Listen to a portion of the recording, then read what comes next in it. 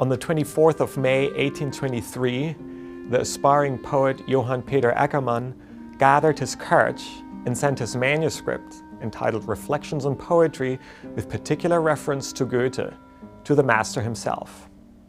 Eckermann was 29 years old, and no one could have predicted that he would ever write a piece of literary criticism.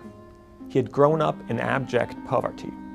The family's survival depended largely on a cow that supplied them with milk for their own consumption and occasionally allowed them to sell a little surplus on the side. With some luck, it would give birth to a calf once a year, which they could sell as well.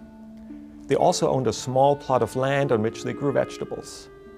To supplement their diet, to purchase grain for bread, for instance, the mother took in sewing and the father roamed the countryside peddling trinkets.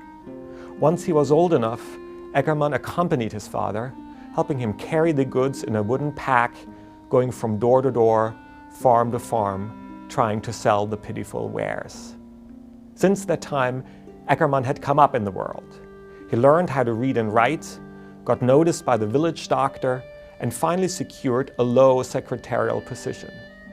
Yearning for more education, he arranged his hours so that he could go back to high school, sharing the classroom with rowdy students many years his junior.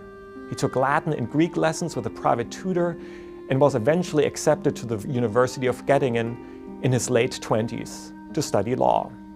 It was a story of success, and a modest bourgeois life seemed within reach. If all went well, he might even be able to marry his fiancée. But all did not go well. This ordinarily disciplined man couldn't stay focused on the law and kept getting distracted by literature, writing poetry, a play, and literary criticism when he should have been studying.